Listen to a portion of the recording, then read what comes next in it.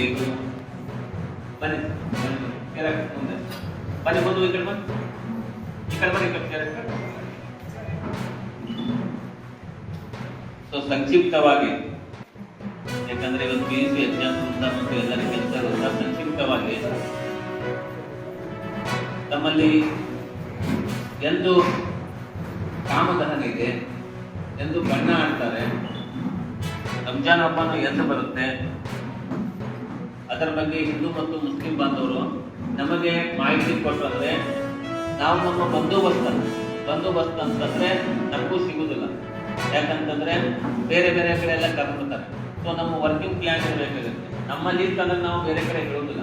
So ಅದಕ್ಕೆ ಅದ್ರ ಸಂಬಂಧ ಇವತ್ತು ಕರೆದಿದ್ದೇವೆ. ಮತ್ತೆ ಎಲ್ಲರೂ ವಿಶೇಷವಾದ ಹಳ್ಳಿಗಳಿಗಿರ್ಬೋದು, ಪಟ್ಟಣದಲ್ಲಿ ವಿಶೇಷವಾದ ಗಮನ ಕೊಡಬೇಕಾಗಿರ್ತದೆ. ಅಲ್ಲಿ ಗಮನ ಕೊಡುತ್ತೆ. ವಿಶೇಷವಾಗಿ ನಮ್ಮಲ್ಲಿ ಏನೂ ಆಗಿಲ್ಲ, ಆಗುವುದು ಅಂತ ಬೇಡ. ಸಂಭ್ರಮಾಚರಣೆ ಬಹಳ ಯಶಸ್ವಿಯಾಗಿ ಈ ಬೃಹತ್ ಸಂಖ್ಯೆನಲ್ಲಿ ನಡೀತದೆ ಅಂತಕ್ಕಂಥದ್ದು ನಮ್ಮೆಲ್ಲರ ಒಂದು ಹೆಮ್ಮೆ ಮತ್ತು ಸಂತೋಷ ಅಂತಕ್ಕಂಥದ್ದನ್ನ ಹೇಳಲಿಕ್ಕೆ ಬಯಸ್ತಾ ಇದ್ದೇನೆ.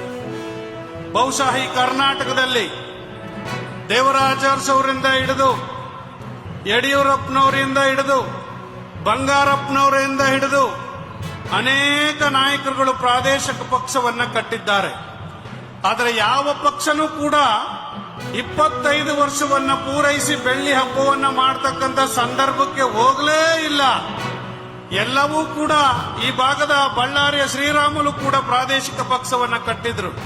ಆದರೆ 5 ವರ್ಷಕ್ಕೆ ಒಂದೇ ಚುನಾವಣೆಗೆ ಸೀಮಿತವಾಗಿದ್ದಂತಹ ಪಕ್ಷಗಳು, ಈ ಎಲ್ಲಾ ಪಕ್ಷಗಳು ಕರ್ನಾಟಕದಲ್ಲಿ ಅಂತಕ್ಕಂಥ